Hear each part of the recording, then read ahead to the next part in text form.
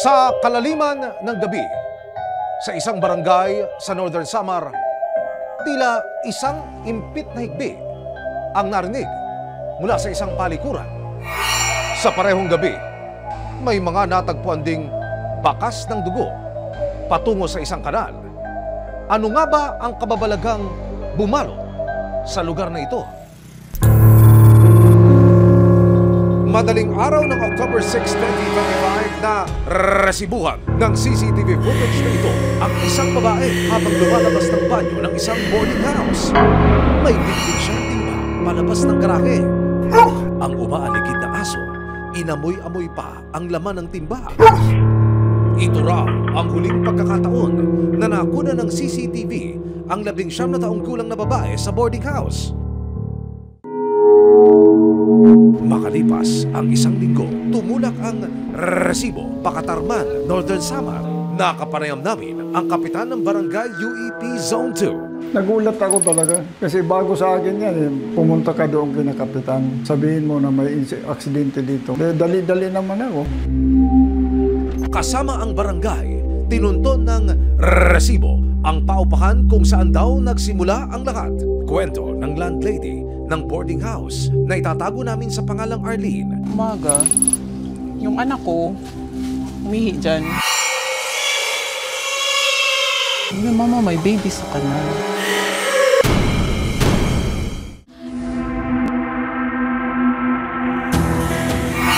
Mga hindi ng babae na narinig sa banyo ng isang boarding house sa Northern Samar.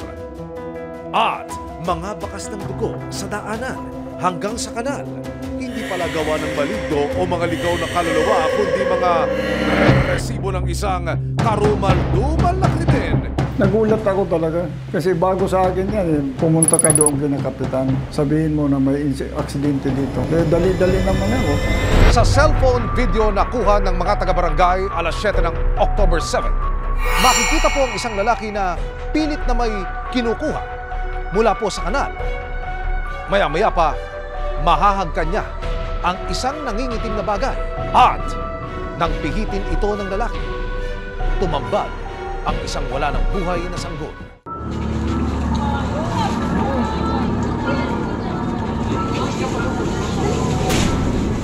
Lalaki.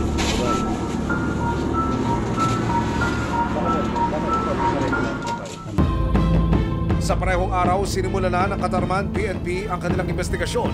Sa kanilang pag-iikot, natunto nila ang CCTV footage sa boarding house na nag-report tungkol sa sanggol sa kanal. Nahagip ng kamera ang isang babaeng tenant na may dalang timba palabas ng banyo. Galing sa CR, may dala na balde. Yung balde, yun ang nakita namin dyan. Noong una, todo deny pa raw ang babae sa kanyang nagawa. Pero ang kausapin na ng landlady na si Arlene, unti-unti na raw itong nagsalita. Umamin na lang siya nung lumipas na yung footage. Ba't hindi ka nagsabi? Ba't hindi mo ko kinausap? Nandito lang naman kami. Parang ang turing ko sa kanila mga anak na. Pag-amin daw ng babae kay Arlene, hindi raw alam ng kanyang tenant na buntis siya. Sa parehong gabi, humingi pa raw ito ng gamot para sa sakit ng tiyan. Nung gabi, nag-chat lang siya sa akin mga around 8:15 na naghihingi siya ng pampakalma ng dysmenorrhea. And then sabi ko, wala ako niyan. Hindi niya kasi alam daw na buntis siya, tapos kala niya mapupupo lang siya.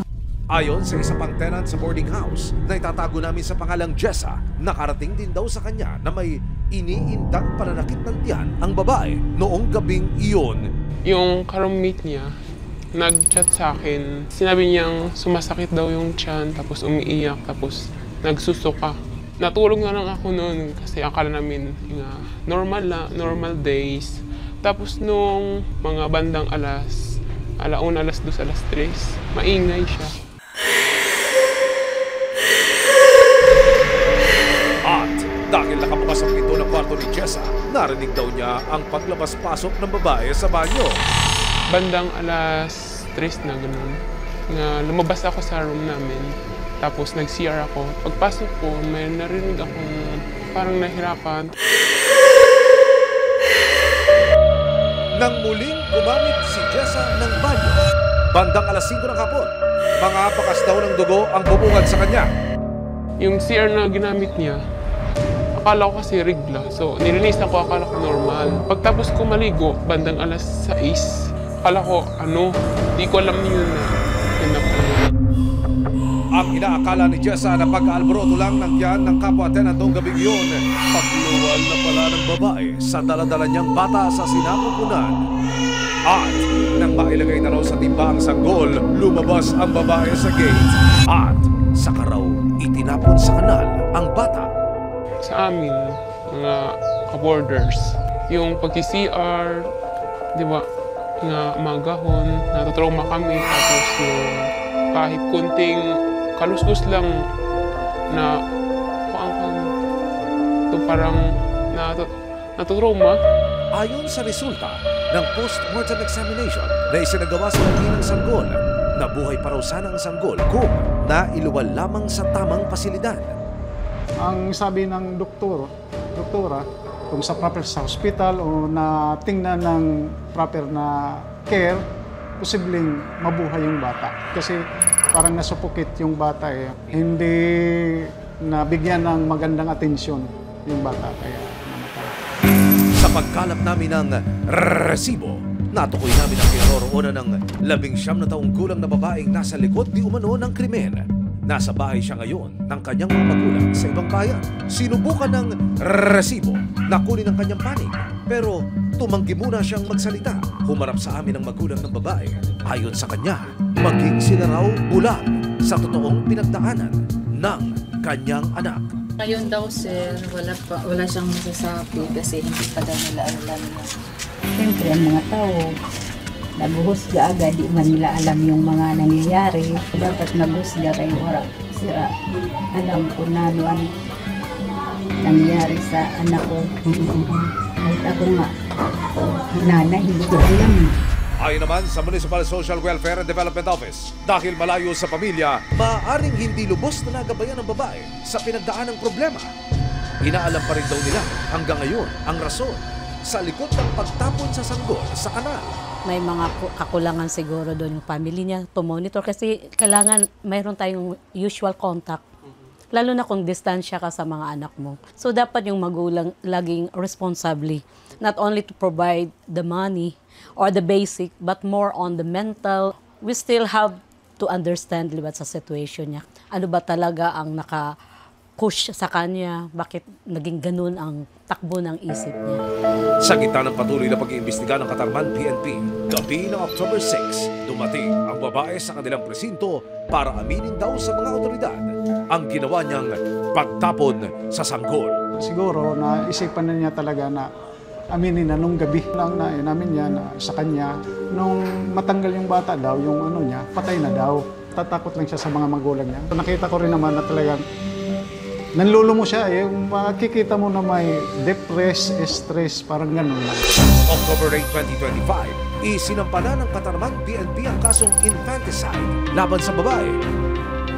Makalipas ang 5 araw, nailibing na rin ang sanggol sa public cemetery ng Katarman. Yung ipinail namin sa kanya is pumasok yung sa infanticide. Yung newborn baby na namatay. Yun ang ano ng infanticide. May kaukulang parusa at saka nobel po yun.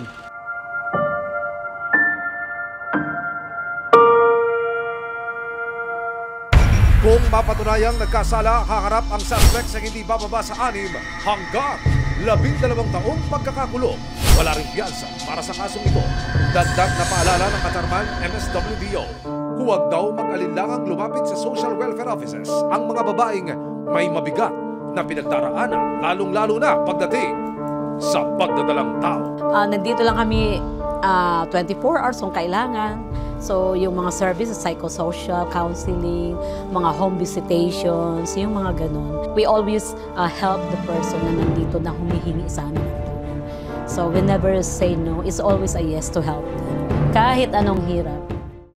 Maraming salamat sa panonood, mga kapuso.